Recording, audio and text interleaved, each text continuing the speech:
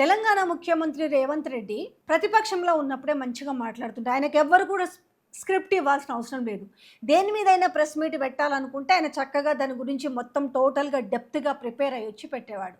But ఇప్పుడు ఏందనంటే ఆయనకు అధికారంలోకి వచ్చిన తర్వాత ఓన్గా మాట్లాడమంటే కథ వేసుకుంటాడు. ఇంకా ఎవరిని ఆయనకు తెలిసింది ఒక్కటే, అది ఎక్కడైనా సరే పాపం నిద్రలో కూడా కలవరిస్తుండొచ్చు.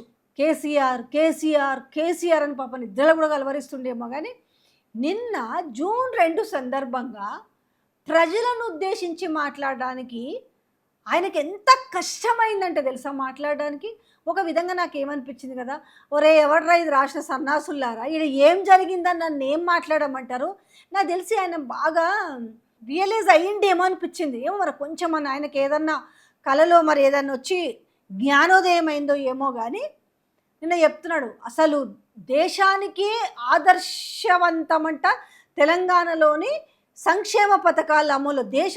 ఏ దేశంలో కూడా ఎక్కడ చేస్తలేరట, దేశంలో ఏ రాష్ట్రాల్లో చేస్తలేరట. దీన్ని మీరు యాక్సెప్ట్ చేస్తారా? ఒకసారి చెప్పురి. ఏ సంక్షేమ పథకాలను ఆయన ఏ రాష్ట్రంలో లేనివి ఇక్కడ చేసిండట.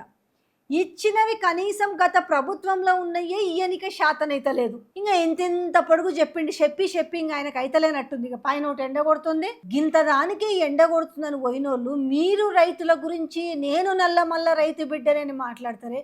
మీరు నిజంగా నల్లబల్ల రైతు బిడ్డ అయితే ఎండకి ఎంత గోసపడుతున్నారు రోజుల తరబడి. ఇక కొంటారేమో గింజ, ఇంక కొంటారేమో, చివరి గింజ వరకు కొంటా అంటూ చివరి గింజ పక్కన పెడితే మొదటి గింజ కొనేంత దిక్కుందా అసలు? ఎంత షేమ్.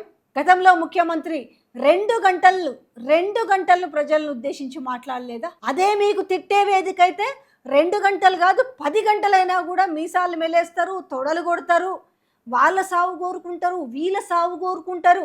కానీ మీకు ప్రజలకు సంబంధించి మాట్లాడాలంటే ఎంత కష్టమైపోయింది. నిన్న మీకు రాసిచ్చింది కూడా మొత్తము పచ్చి అచ్చోసిన అబద్ధాలు అవి కూడా.